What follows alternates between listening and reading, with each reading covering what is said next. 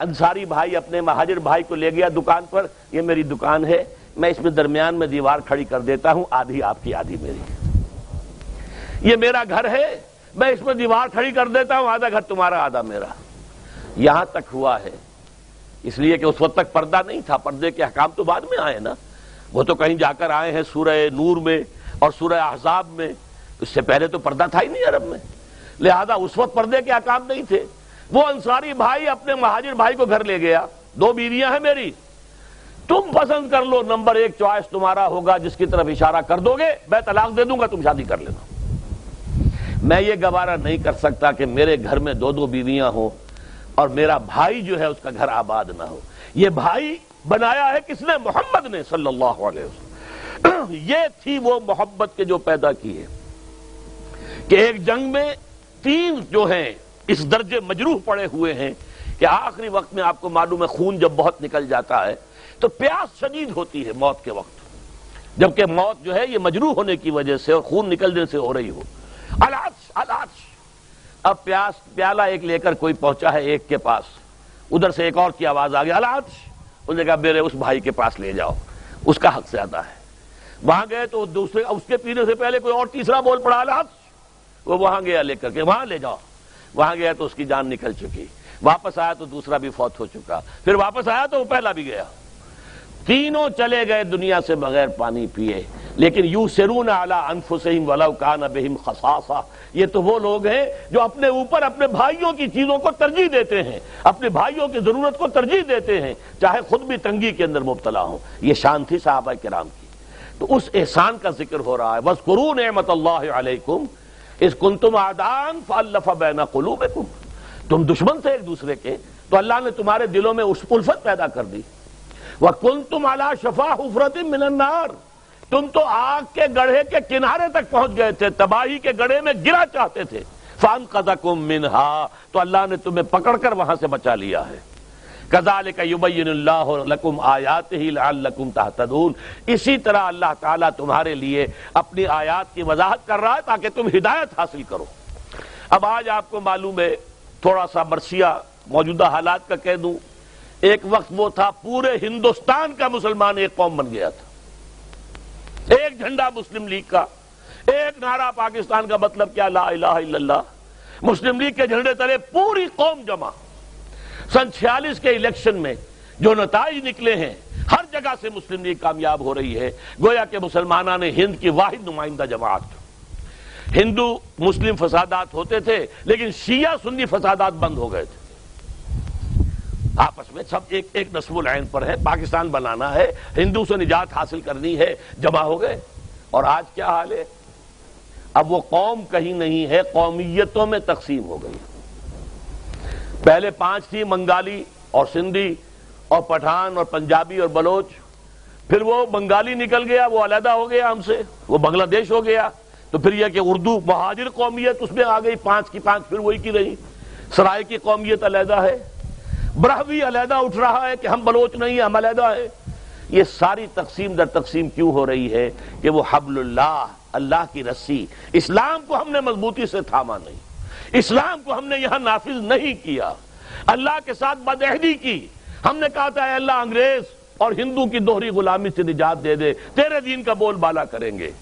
ہم نے اللہ کے دین کا بول بالا نہیں کیا، اپنی بلڈنگیں بلند و بالا بنا لی، اپنے کارخانے تعمیر کر لیے، کیسے کیسے محل بنائے ہیں، جائیے اور دیکھیے۔ لیکن یہ کہ کہا ہے وہ اللہ کا دین، وہ تو کہیں بھی نہیں، بینکوں میں نہیں، اللہ کے خلاف بغاوت ہے بینکوں کے اندر، آپ کی عدالتوں میں نہیں، اللہ کے قانون کے مطابق تو فیصلے نہیں ہوتے۔ اور قرآن کہتا ہے وَمَن لَّمْ يَحْكُم بِمَا أَنزَلَ اللَّهُ فَأُولَٰئِكَ هُمُ الْكَافِرُونَ، جو اللہ کی اتاری ہوئی شریعت کے مطابق فیصلے نہیں کرتے وہی تو کافر ہیں۔ تو ہم تو کافر ہیں، ہم انڈیویجولی مسلمان ہیں، کلیکٹیولی ہم کافر ہیں، ہمارا نظام کافرانہ ہے، ہماری معیشت کافرانہ ہے، ساری کی ساری سود اور جوئے کے اوپر مبنی ہے۔ اب تو جو شے فروخت ہوتی ہے وہ لاٹری کے ذریعے سے فروخت ہو رہی ہے، ہر شے کے ساتھ جوا شامل کر دیا گیا۔ بہرحال یہ مرثیہ ہے جو میں کہہ رہا ہوں، اس حالت کو ہم کیوں پہنچے کہ وہ جو ہمیں جوڑنے والی شے تھی وہ حبل اللہ، اس کو تو ہم نے پیچھے ڈال دیا۔ نبذ فریق من الذین اوتوا الکتاب کتاب اللہ وراء ظہورہم، کہا تھا ہم نے ہمارا دستور قرآن ہوگا، قرآن کو ہم نے اپنی پیٹھ کے پیچھے پھینک دیا۔ بہرحال تیسرا نقطہ کیا ہوا آج کا؟ پہلا، ایمان حقیقی حاصل کرو، یقین والا ایمان۔ دوسرے، اللہ کا تقوی اور اللہ کی اطاعت، فرما برداری۔ تیسرے، قرآن سے چمٹ جاؤ تاکہ تم ایک دوسرے سے چمٹ جاؤ۔ قرآن سے چمٹو گے، آپس میں متحد ہو جاؤ گے۔ اب چوتھا نقطہ، یا اس مقام پر وہ تیسرا ہے، سورہ آل عمران کی آیات میں، وَلْتَكُن مِّنكُمْ أُمَّةٌ يَدْعُونَ إِلَى الْخَيْرِ وَيَأْمُرُونَ بِالْمَعْرُوفِ وَيَنْهَوْنَ عَنِ الْمُنكَرِ وَأُولَٰئِكَ هُمُ الْمُفْلِحُونَ۔ یہ عجیب آیت ہے، دیکھیے 3 آیتوں میں ایک ایک نقطہ آیا، لیکن تیسری آیت میں 3 نقطے آئے۔ اب تمہیں ایک ایسی امت کی شکل اختیار کرنی چاہیے کہ جو 3 کام کرے، خیر کی دعوت دے، لوگوں کو بلائے اللہ کی طرف، اللہ کی کتاب کی طرف، اللہ کے دین کی طرف، نیکی کا حکم دے اور بدی سے روکے۔ 3 کام۔ تیسرا نقطہ کیا ہے؟ تم سے ایک امت میں وجود میں آ جانی چاہیے۔ جب یہ افراد جمع ہو جائیں گے، جڑ جائیں گے، قرآن کے سیمنٹ سبسٹنس کی وجہ سے ایک دوسرے کے ساتھ پیوست ہو جائیں گے، ان کے مقاصد ایک ہوں گے، ان کے نظریات ایک ہوں گے، اب وہ ایک امت بن گئے۔ امت کسے کہتے ہیں؟ ہم مقصد لوگ۔ اما یا امو کہتے ہیں ارادہ کرنا۔ آمین البیت الحرام، جو لوگ جا رہے ہیں حج کے لیے وہ آمین، ان کا قصد کیا ہے، ارادہ کیا ہے؟ بیت الحرام کا۔ امام کہتے ہیں سڑک کو، اس لیے کہ آدمی اس کو فالو کر رہا ہوتا ہے۔ امام وہ ہے جو نماز میں آپ کی قیادت کر رہا ہے، آپ اس کی پیروی کر رہے ہیں، اسی کا اقتداء کر رہے ہیں، مقتدی ہیں۔ تو اصل میں امت کسے کہتے ہیں؟ قوم اور شے ہے، امت اور شے ہے۔ مسلمان کے لیے کہیں لفظ قرآن میں قوم نہیں آیا۔ قومیں تو ہوتی تھیں، وہ نسل کی بنیاد پر ہوتی تھی، قبائلی بنیاد پر ہوتی تھی، لیکن مسلمانوں کے لیے 2 لفظ آئے ہیں، امت، کنتم خیر امت اخرجت للناس تأمرون بالمعروف وتنہون عن المنکر وتؤمنون باللہ وَكَذَلِكَ جَعَلْنَاكُمْ أُمَّةً وَسَطًا لِتَكُونُوا شُهَدَاءَ عَلَى النَّاسِ وَيَكُونَ الرَّسُولُ عَلَيْكُمْ شَهِيدًا۔ امت کا لفظ آیا، یا ایک لفظ اور آیا ہے حزب اللہ، اللہ کی پارٹی۔ پارٹی کیا ہوتی ہے؟ ایک نظریہ رکھنے والی کمیونسٹ پارٹی، مارکسزم کا نظریہ رکھنے والی کمیونسٹ پارٹی جو کمیونسٹ انقلاب لانا چاہتی ہے۔ اسی طریقے سے حزب اللہ کون سی ہے؟ جو اللہ کے دین کے اوپر یقین رکھنے والی اور اللہ کے دین کا انقلاب لانے کے لیے، اللہ کے دین کو غالب کرنے کے لیے جد و جہد کرے، وہ حزب اللہ ہے۔ تو امت ہے ہم مقصد لوگوں کا اکٹھ۔ تو وَلْتَكُن مِّنكُمْ أُمَّةٌ، اور مسلمانوں اب تم میں سے ایک ایسی امت وجود میں آ جانی چاہیے جو 3 کام کرے، یدعون الی الخیر، اور میرے نزدیک سب سے بڑا خیر قرآن، دعوت الی القرآن۔ سورہ یونس میں فرمایا ہوا خیر مما یجمعون، یہ قرآن جو ہے ان تمام چیزوں سے زیادہ قیمتی ہے جو تم جمع کرتے ہو، دولت ہے، مال ہے، ساز و سامان ہے، اچھے سے اچھے ڈیکوریشن پیسز لا کے تم اپنے گھروں میں سجاتے ہو، کارنسوں کے اوپر رکھے ہوئے ہیں بڑے عمدہ عمدہ، یہ سب چیزیں جو ہے ان سب سے کہیں زیادہ قیمتی شے قرآن ہے۔ قرآن کی طرف بلاؤ اور نیکی کا حکم دو اور بدی سے روکو۔ 3 کام۔ بدقسمتی سے پاکستان میں دینی جماعتوں نے یہ کام چھوڑ کر اور الیکشن میں جا کر حکومت کے حصول کی کوشش شروع کر دی۔ یہ بہت بڑا بلنڈر ہوا ہے، بہت بڑا بلنڈر ہوا ہے۔ انتخابات میں آپ جائیں گے تو آپ کا مخالف ظاہر بات ہے، وہ تو یہ سمجھے گا کہ یہ اقتدار کا حریص ہے، یہ میرا مد مقابل ہے، اقتدار میں بھی حاصل کرنا چاہتا ہوں، یہ بھی حاصل کرنا چاہتا ہے، بس یہ ویسے اسلام کا نعرہ لگا رہا ہے، اصل میں مقصود تو اقتدار ہے۔ یہ وجہ ہے سب سے بڑی کہ پاکستان میں اسلام نہیں آیا، غلط راستہ اختیار کیا۔ صرف یہی کام کرتے، دعوت الی الخیر، امر بالمعروف، نہی عن المنکر، اور نہی عن المنکر۔ اب میں اس کے آگے آپ سے عرض کر دوں کہ میں نے کہا تھا 3 نکات، آخری نقطے میں 3 حصے، اور اس تیسرا جو حصہ ہے اس کے 3 حصے، نہی عن المنکر کے 3 لیول حضور نے بیان فرمائے جو حدیث میں آپ کو سنا چکا۔ حضرت ابو سعید خدری رضی اللہ تعالی عنہ فرماتے ہیں سمعت رسول اللہ صلی اللہ علیہ وسلم یقول، کہ میں نے اللہ کے رسول کو فرماتے سنا۔ کیا فرماتے سنا؟ من را منکم منکرن، دیکھو مسلمانوں، تم میں سے جو شخص بھی کسی منکر کو دیکھے، بدی کو دیکھے، حرام کام کو دیکھے، کسی گندگی کو دیکھے فَلْيُغَيِّرْهُ بِيَدِهِ، اس کا فرض ہے کہ اپنی طاقت سے، اپنی ہاتھ سے اس کو روکے، فرض ہے، فعل امر ہے یہ، فَلْيُغَيِّرْهُ، الامر للوجوب، واجب ہوتا ہے وہ کام۔ فَإِن لَّمْ يَسْتَطِعْ، لیکن قرآن مجید ہے نا، فطری کتاب ہے، اب انسانوں کے اندر ہر طرح کے لوگ ہیں، کمزور بھی ہیں، طاقت والے بھی ہیں، باہمت بھی ہیں، کم ہمت بھی ہیں، تو کم ہمتوں کی بھی رعایت کی گئی ہے۔ فَإِن لَّمْ يَسْتَطِعْ، اگر اس کی استطاعت نہ ہو، طاقت یا تو ہے ہی نہیں یا طاقت کے استعمال کرنے کی ہمت نہیں ہے، دو ہی چیزیں ہو سکتی ہیں نا، تو دوسری صورت کیا ہے اس سے کم تر درجے میں، فَمَن لَّمْ يَسْتَطِعْ فَبِلِسَانِهِ، اپنی زبان سے تو روکے، کہے تو صحیح بھائی باز آ جاؤ، یہ کام غلط ہے، یہ حرام ہے، یہ صحیح نہیں ہے، حکومت سے بھی کہے، عوام سے بھی کہے، لوگوں سے بھی کہے، جیسا کہ حضور نے فرمایا ایک اور حدیث میں، الدین والنصیحہ، دین تو نصیحت اور خیر خواہی کا نام ہے۔ قیل لمن یا رسول اللہ، پوچھا صحابہ نے کس کی خیر خواہی، کس کے ساتھ وفاداری؟ قال للہ ولکتابہ ولرسولہ ولأئمۃ المسلمین وعامتہم، اللہ کی کتاب کے ساتھ وفاداری، اللہ کے ساتھ وفاداری، اللہ کے رسول کے ساتھ وفاداری، اور مسلمانوں کے جو امام ہیں ان کی خیر خواہی، انہیں صحیح مشورہ دو، غلط کاموں سے روکو۔ ایک دفعہ حضور نے فرمایا انصر اخاک ظالما او مظلوما، اپنے بھائی کی مدد ضرور کرو، چاہے وہ ظالم ہو چاہے مظلوم ہو۔ صحابہ حیران ہوئے، یہ بات کیا کہہ دی حضور نے، بڑی غیر متوقع بات ہے، مظلوم کی حالت میں تو مدد کرنا سمجھ میں آتا ہے، یہ ظالم کی بھی مدد کرے؟ سوال کیا انہوں نے، ننصرہ مظلوما فکیف ننصرہ ظالما، حضور یہ تو سمجھ میں آ گیا کہ اگر ہمارا بھائی مظلوم ہے، اس پر ظلم ہو رہا ہے تو ہم اس کی مدد کریں، لیکن یہ کیسے کہ ظالم ہو تب بھی مدد کریں؟ فرمایا ہاں مدد کرو، اس کا ہاتھ روک لو، ظلم سے روک لینا اس کی مدد ہے۔ یہ ہے نہیں عن المنکر بالید، طاقت کے ساتھ اولاً، یہ نہیں ہے تو باللسان، زبان، اور اگر یہ بھی نہیں ہے، اگر مجھ جیسے کمزور لوگ ہیں، ہمت نہیں ہے، تو فرمایا فَإِن لَّمْ يَسْتَطِعْ فَبِقَلْبِهِ، دل میں شدید نفرت ضرور رکھے اسے، وَذَلِكَ أَضْعَفُ الْإِيمَانِ، یہ ایمان کا کمزور ترین درجہ ہے۔ اگر نفرت بھی نہیں ہے، بدی کو آپ دیکھتے ہیں، برائی کو دیکھتے ہیں اور دل میں جلن پیدا نہیں ہوتی، صدمہ نہیں ہوتا، آپ کا بچہ بیمار ہو اور آپ نے علاج کرا لیا، ڈاکٹروں نے جواب دے دیا، حکیموں نے جواب دے دیا، کوئی اب تعویذ گنڈا بھی نہیں رہا، جو ہو سکتا تھا کر لیا ہے، لیکن بچہ تڑپ رہا ہو تو آپ سو نہیں سکتے، کیا کریں؟ کچھ نہیں کر سکتے، ہیلپ لیس ہیں، ہمارے ہاتھ میں کچھ نہیں، جو کر سکتے تھے کر چکے، لیکن بچہ تڑپ رہا ہو تو آپ سو نہیں سکتے۔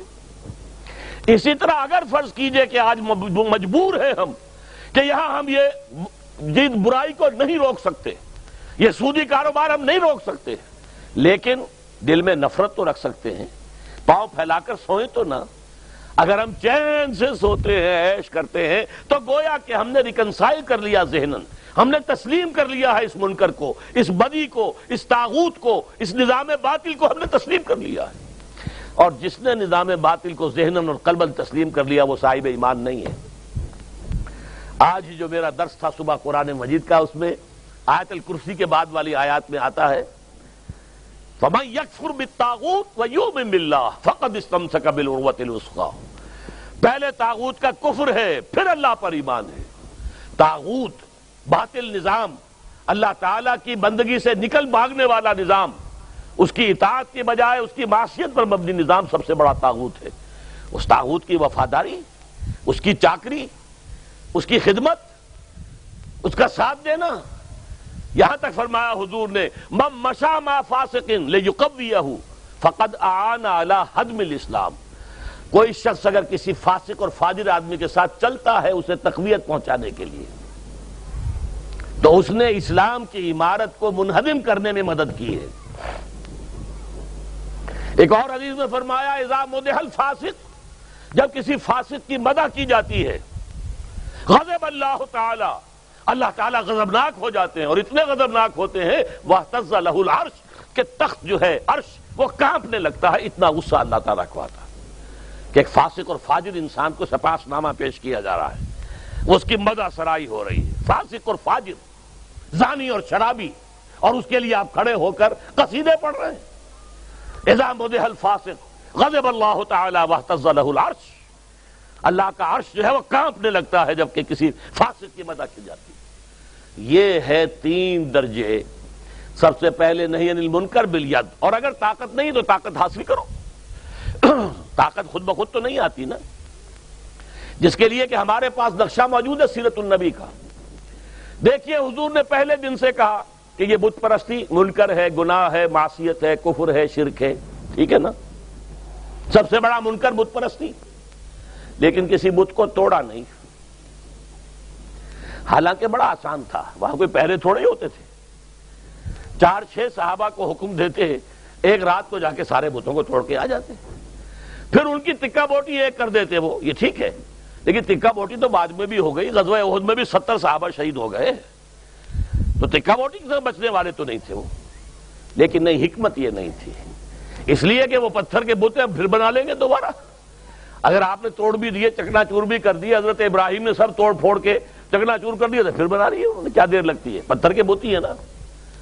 لہذا حضور کا طریقہ کیا تھا دیکھیے، 12 برس تک مکے میں رہے، اسی حرم کا طواف کیا ہے بیت اللہ کا جس میں بت موجود ہیں،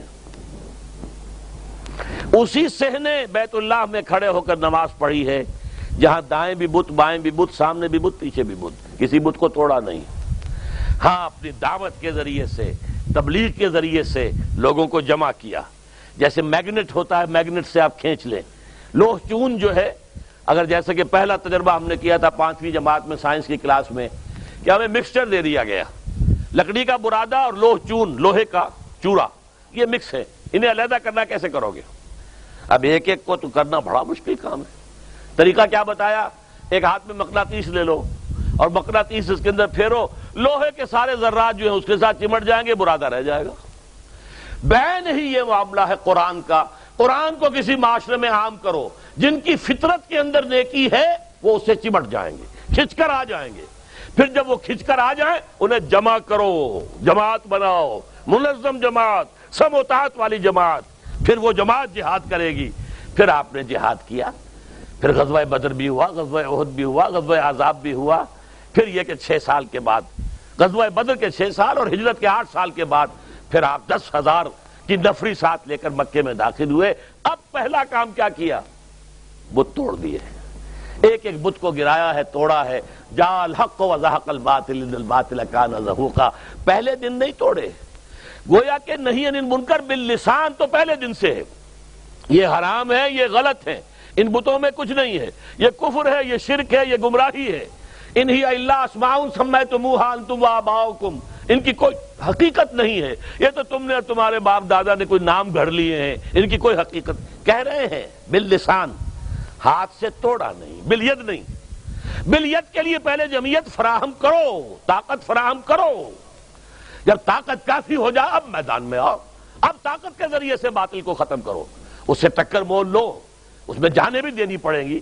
صحابہ کرام نے بھی سینکڑوں کی تعداد میں اپنی جانیں دی ہیں تو اسلام کا بول بالا ہوا تھا۔ ٹھنڈے ٹھنڈے نہیں ہو گیا، دعاؤں سے نہیں ہو گیا، تمناؤں سے نہیں ہو گیا۔ لیسا بامانیکم وامانی اہل الکتاب، نہ تمہاری تمناؤں سے کچھ ہوگا، نہ اہل کتاب کی تمناؤں سے کچھ ہوگا، عمل سے ہوگا جو کچھ ہوگا، محنت سے ہوگا، قربانی سے ہوگا، جانیں دے کر ہوگا، خون دے کر ہوگا۔ اور خون تو محمد الرسول اللہ نے بھی دیا صلی اللہ علیہ وسلم۔ آپ کو معلوم ہے کہ طائف میں بھی حضور کا خون جو ہے وہ بہا اور وہاں کی مٹی میں جذب ہوا، جب پتھراؤ ہوا ہے آپ پر بری طرح سے۔ اور پھر دامن احد میں تو جو وار ہوا ہے، آپ کے رخسار مبارک کی ہڈی کے اندر تلوار گھس گئی اور خود کی کڑیاں یہاں گھس گئیں، تو پھر ان کو نکالنے کی کوشش کی تو ایک صحابی نے دانت سے پکڑ کر کھینچا، ان کے دانت نکل گئے، وہ نہیں نکلی۔ پھر کسی طریقے سے نکالا گیا تو خون کا فوارہ آیا ہے، اتنا خون گیا ہے حضور کا کہ آپ بے ہوش ہو گئے۔ تب آیا ہے اللہ کا دین، ایسے نہیں آیا، قربانیوں سے جانیں دے کر۔ حضرت حمزہ جیسی شخصیت، اسد اللہ و اسد رسول ہی، حضور کے چچا بھی ہیں، خالہ زاد بھائی بھی ہیں، دودھ شریک بھائی بھی ہیں، بچپن کے ہمجولی بھی ہیں، اسد اللہ بھی ہیں، اسد رسول ہی بھی ہیں، اور ان کی لاش آئی ہے آپ کی نگاہوں کے سامنے، ناک بھی کٹی ہوئی ہے، کان بھی کٹے ہوئے ہیں، اور پیٹ چاک کر کے کلیجہ چبایا گیا ہے۔ ان قربانیوں سے آیا ہے۔ تو پہلے طاقت حاصل کرو، پھر اس طاقت کو استعمال کرو۔ ان اللہ اشتری من المؤمنین انفسهم واموالهم بان لهم الجنہ یقاتلون فی سبیل اللہ فیقتلون ویقتلون۔ اللہ تعالیٰ نے اہل ایمان سے ان کی جانیں اور مال خرید لیے ہیں جنت کے عوض۔ اب وہ اللہ کی راہ میں جنگ کرتے ہیں، قتل کرتے بھی ہیں، قتل ہوتے بھی ہیں۔ حضرت حمزہ کا جسم بھی لوہے کا بنا ہوا نہیں تھا، وہی انسانی جسم تھا، وہی گوشت پوست اور ہڈی۔ تو اور وحشی کا جو برچھا ہے وہ ناف کے آر پار ہو گیا ہے، شہید ہو گئے۔ بہرحال یہ ہے تیسری جو شق ہے کہ یہ جماعت جو وجود میں آئے اس کے تین کام ہو صرف۔ انتخابات کا کہیں ذکر نہیں، نہ سیرت میں نہ قرآن میں کہیں نہیں۔ اس طریقے سے ایک ہی ملک ہے پوری دنیا میں کہ جہاں انہوں نے کم سے کم اپنی فقہ کے مطابق اسلامی نظام قائم کر لیا۔ آپ سمجھ گئے، ایران فقہ حنفی قائم ہو گیا، لیکن انہوں نے کیا کیا؟ جانیں دی ہے تب ہوا ہے۔ انتخابات کے ذریعے سے قیامت تک بھی وہاں آیت اللہ خمینی کی حکومت نہیں بن سکتی تھی۔ ہماری جماعتیں جو ہیں دینی لگی ہوئی ہیں اسی چکر کے اندر، حالانکہ ہر مرتبہ دیکھتے ہیں یفتنون فی کل عام مرتن او مرتین، بار بار نتائج سامنے آتے، ڈھاک کے 3 پاس سے زیادہ کچھ نہیں ہوتا، لیکن نہیں اسی میدان میں ہے۔ حالانکہ اصل میدان یہ ہے جماعت بن کر نہیں عن المنکر، خاص طور پر نہیں عن المنکر، لیکن پہلے جب تک طاقت کافی نہیں ہے زبان سے آپ ہاتھ استعمال نہیں کر سکتے۔ ہاں جب طاقت ہو جائے تو پھر پورے نظام کے خلاف طاقت استعمال کرو، پھر انڈیویجول بدی نہیں، پھر تو یوں سمجھیے کہ ہاتھی کے پاؤں میں سب کا پاؤں۔ یہ سارا نظام باطل ہے جس کے تحت یہ گندگیاں اور یہ فواحش اور یہ منشیات اور یہ سود، یہ سب کچھ کہاں؟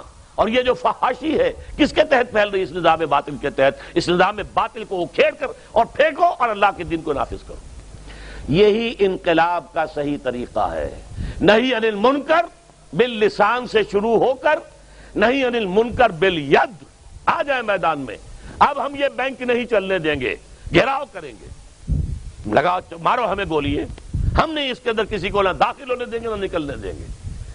آپ نے کراچی میں منظر دیکھ لیا تھا نا، روزنامہ جنگ بہت بڑا اخبار، اور وہ الطاف حسین صاحب کی خبریں شائع کرتا تھا، لیکن ان کے اطمینان کی حد تک نہیں شائع کر رہا تھا۔ وہ چاہتے تھے کہ زیادہ ہماری جو ہے پبلسٹی ہو۔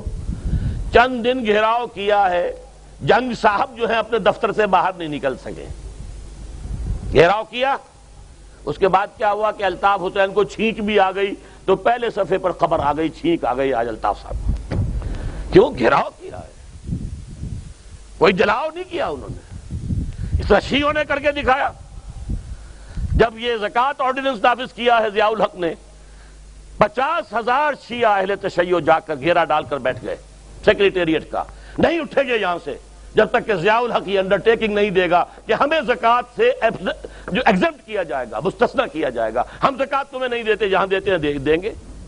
ان کی زکوٰۃ ایران جاتی ہے، ان کے دینی مدارس کے پاس جاتی ہے، ان کا خمس جاتا ہے وہاں، ان کے جو بڑے بڑے آیت اللہ ہیں ان کے پاس وہاں جاتی ہے، ہم تمہیں نہیں دیں گے۔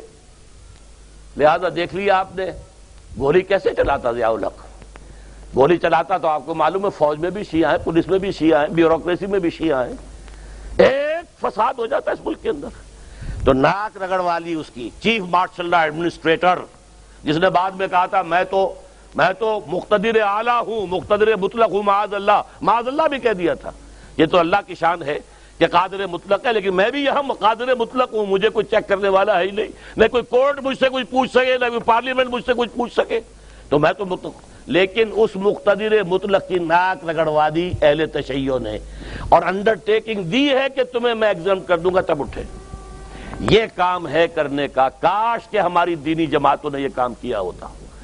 ہمارے ہاں آئلی قوانین منظور ہوئے، ایک ملٹری ڈکٹیٹر نے نافذ کیا، فیلڈ مارشل ایوب خان، جو پاکستان کے نام سے بھی اسلام نکالنا چاہتا تھا، اسلامی جمہوریہ پاکستان کی بجائے چاہتا تھا صرف جمہوریہ پاکستان، اسلامی نہ نکالا جائے۔